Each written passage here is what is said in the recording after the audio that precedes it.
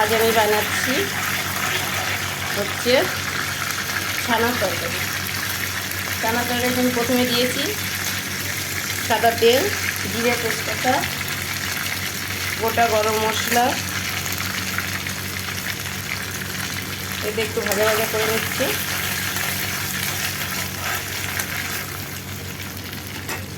আর দিচ্ছি একটু, এটা নিরামিষ করেও আপনারা খেতে পারেন।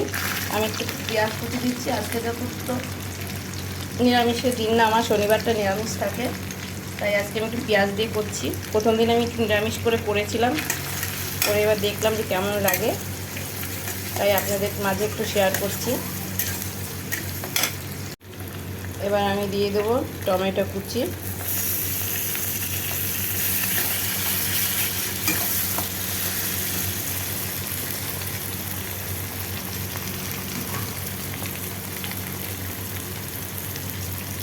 তারপর একটু হলুদ দেবো,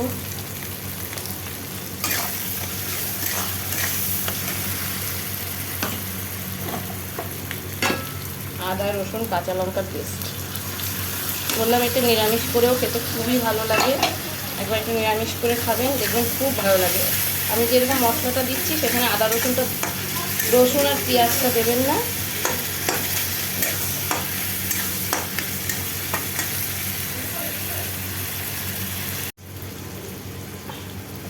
এবার আমি একটু লাল কাশ্মীরি লঙ্কার গুঁড়ো দিচ্ছি,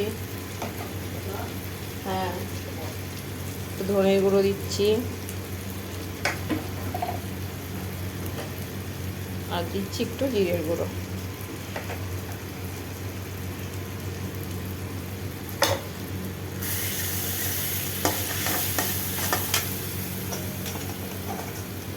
এবার এর মধ্যে জলের বদলে আমি একটু ছানার জল দিয়ে দিচ্ছি,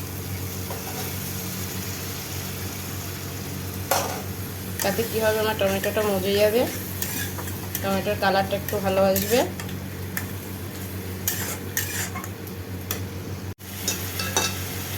এবার আমি ক্যাপসিকাম দেব,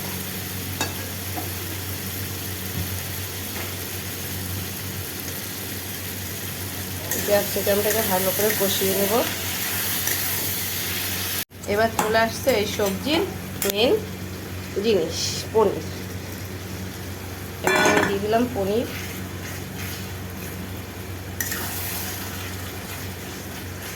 এটা পনির না, এটা ছানা।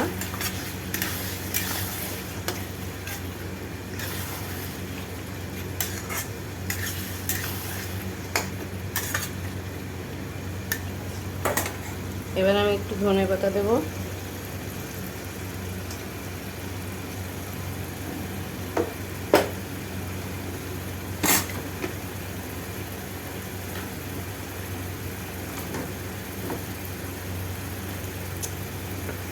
দেবো একটু বাটার,